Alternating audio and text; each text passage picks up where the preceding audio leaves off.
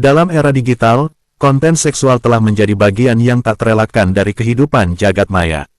Dari iklan yang menggoda, unggahan sensual di media sosial, hingga industri konten dewasa yang terang-terangan menampilkan tubuh sebagai komoditas, semua ini menunjukkan bagaimana seksualitas menjadi alat, simbol, dan strategi dalam membentuk atensi publik. Di balik layar ponsel, tersimpan realitas yang jauh lebih kompleks daripada sekadar ekspresi tubuh atau hasrat biologis.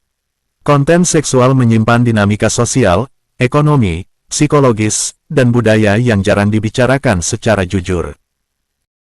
Sebelum mulai, pastikan untuk klik tombol like, tinggalkan komentar seru, dan subscribe biar nggak ketinggalan konten seru lainnya. Yuk, langsung aja ke videonya.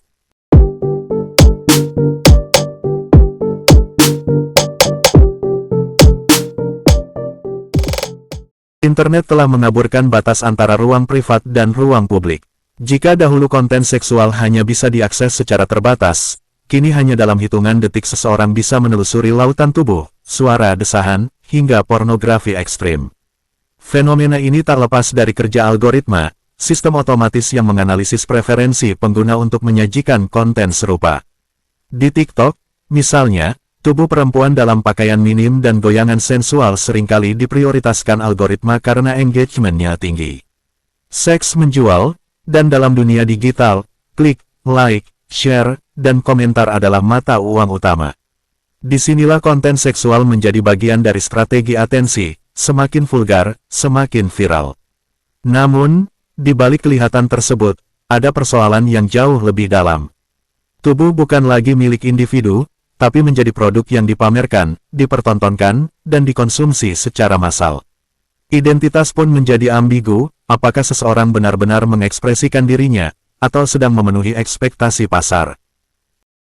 Konten seksual bukan sekadar ekspresi kebebasan, ia telah menjadi bagian dari logika kapitalisme digital. Dalam OnlyFans, misalnya, ribuan perempuan dan juga laki-laki menjual konten sensual atau eksplisit demi penghasilan. Bagi sebagian, ini adalah jalan keluar dari kesulitan ekonomi.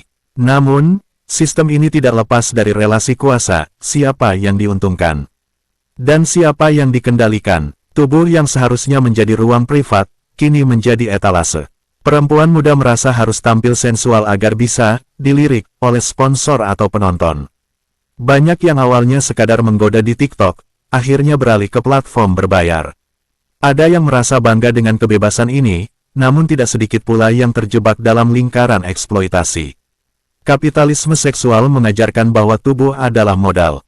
Dalam realitas ini, konten seksual bukan lagi soal hubungan antar manusia, melainkan soal transaksi antara produsen dan konsumen, antara pemilik tubuh dan penikmatnya. Keintiman dikurangi menjadi tontonan, seksualitas direduksi menjadi klik. Dari sisi psikologis, konsumsi konten seksual memiliki dampak yang jauh dari ringan. Beberapa riset menunjukkan bahwa konsumsi pornografi atau konten sensual secara berlebihan dapat menimbulkan kecanduan, penurunan empati terhadap pasangan, bahkan disfungsi seksual. Otak manusia dirancang untuk memberi hadiah atas pengalaman seksual. Ketika stimulus ini datang terlalu sering dari sumber digital, otak tidak bisa membedakan mana yang nyata dan mana yang artifisial. Kecanduan konten seksual seringkali tidak disadari. Seorang remaja bisa menghabiskan berjam-jam menonton video sensual tanpa merasa bersalah, karena itu telah menjadi normal. Namun, efek jangka panjangnya mengerikan, ketidakpuasan dalam hubungan nyata, penyimpangan perilaku, hingga ketergantungan pada fantasi. Lebih dalam lagi, konsumsi konten seksual seringkali berasal dari kekosongan emosional. Dalam dunia yang serba cepat dan individualistis, banyak orang merasa kesepian. Seks digital menjadi pelarian instan. Tubuh-tubuh yang tampil di layar bukan hanya objek seksual, tapi juga pengganti kedekatan yang hilang. Inilah bentuk alienasi baru, kita semakin dekat secara visual, namun semakin jauh secara emosional. Salah satu dampak besar dari banjir konten seksual adalah normalisasi. Anak-anak SMP sudah terbiasa melihat seleb TikTok dengan gaya sensual, orang dewasa memandang video vulgar sebagai hiburan biasa. Bahkan, masyarakat tak lagi heran melihat iklan minuman dengan model berpakaian minim. Seks dijadikan alat promosi, bukan karena bernilai, tapi karena memancing perhatian. Namun, normalisasi ini menciptakan ambiguitas moral. Di satu sisi, masyarakat mengecam pornografi dan menuntut kesopanan. Di sisi lain, mereka diam-diam menikmatinya. Inilah ironi sosial, tubuh dipuja dan dicela dalam napas yang sama. Seorang selebgram bisa dihujat karena kontennya vulgar, tapi videonya tetap ditonton jutaan orang. Lebih problematik lagi, normalisasi ini memengaruhi nilai-nilai generasi muda. Seks bukan lagi sesuatu yang sakral atau privat, melainkan konten. Ada remaja yang sengaja membuat konten sensual demi FYP, For You page. Seksualitas menjadi bagian dari identitas digital, bukan lagi relasi yang intim dan penuh makna.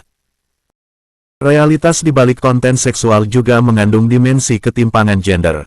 Mayoritas pelaku konten sensual adalah perempuan, sementara mayoritas konsumennya adalah laki-laki. Ini menciptakan relasi kuasa yang timpang, laki-laki sebagai pengendali hasrat, perempuan sebagai objek visual. Tak jarang, perempuan yang tampil sensual mengalami kekerasan verbal di komentar, penyebaran konten tanpa izin, revenge porn, bahkan pelecehan di dunia nyata. Banyak dari mereka yang awalnya ingin berekspresi, justru terjebak dalam lingkaran eksploitasi. Lebih dari itu, banyak perempuan merasa harus beradaptasi dengan selera pasar. Mereka mengubah gaya berpakaian, cara bicara, bahkan tubuhnya demi memenuhi ekspektasi publik. Dalam banyak kasus, tubuh perempuan bukan lagi milik dirinya, tapi milik penonton. Inilah bentuk kekerasan simbolik yang sering tak terlihat, tubuh dibentuk oleh pandangan orang lain, bukan oleh kehendak sendiri. Konten seksual yang masif menciptakan standar kecantikan dan tubuh yang nyaris mustahil dicapai perempuan dengan tubuh ideal, kulit mulus, dan payudara besar dijadikan patokan. Akibatnya, banyak orang, khususnya perempuan, merasa rendah diri. Mereka membandingkan dirinya dengan konten yang penuh filter, editan, dan pencitraan palsu. Fenomena ini melahirkan generasi dengan citra diri rapuh. Anak muda merasa tidak cantik jika tidak tampil sensual. Mereka mengukur nilai diri dari jumlah like dan komentar.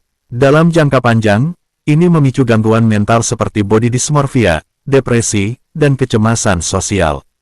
Alih-alih membangun kepercayaan diri, media sosial justru memproduksi rasa tidak cukup.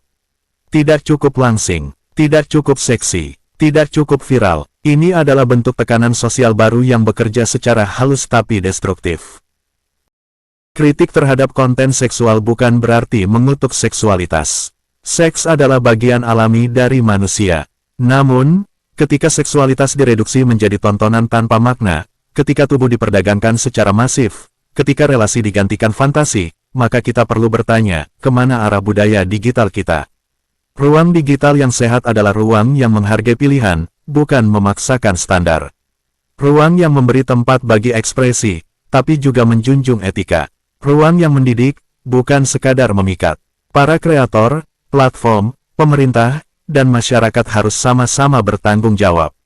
Kreator perlu menyadari dampak dari kontennya. Platform perlu membuat algoritma yang lebih etis. Pemerintah harus menyusun kebijakan yang melindungi pengguna.